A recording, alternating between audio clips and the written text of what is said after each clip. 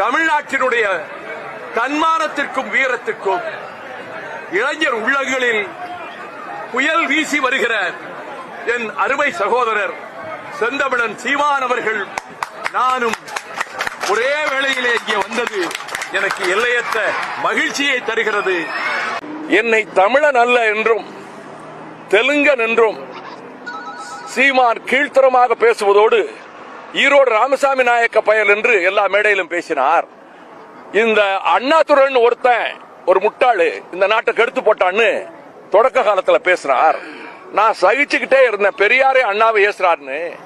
பிறகு சினிமா துறையில் உள்ளவங்க வந்து சொன்னாங்க, பெரியார அட்டாக் பண்றது பெரியாருக்காக இல்ல, உங்களை அட்டாக் பண்ணணுங்கிறதுக்காக பெரியாரையே காலி பண்ணிட்டா இவனை தெலுங்கன்னு காலி பண்ணிடலான்னு சொல்லி நான் இந்த 7-8 வருஷமா இதை பத்தி நான் வெளியில பேசுறது இல்ல. விடுதலை புலிகளினுடைய சின்னத்தை பிரபாகரன் உயிரோடு இல்லை என்று கருதி கொண்டு, உண்மை என்னன்னு அவருக்கு தெரியாது, கருதி கொண்டு புலிகளுடைய சின்னத்தையே தன்னுடைய கொடியாக்கி புலிகள் பிரபாகரனோடு தான் பல நாள் இருந்ததாகவும் வேட்டைக்கு போனதாகவும் ஆமக்கறி தின்னதாகவும் கோயபல்ஸ் கூட சொல்ல முடியாத பொய்யை சொன்னார். இவர் மொத்தம் 8 நிமிடம் தான் இவரை பார்க்க பிரபாகரன் அனுமதித்தார்.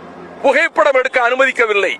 புகைப்படம் இவர்கள் ஏதாவது எப்படி இப்ப கிராபிக்ஸ்ல பண்றாங்களோ மாதிரி பண்ணிக்கிட்டாங்க. புலிகள் சீருடைய அணிஞ்சு உங்களோட போட்டோ எடுத்துக்கலாமான்னு கேட்டப்ப அது உங்களுக்கு அனுமதி கிடையாதுன்றாரு.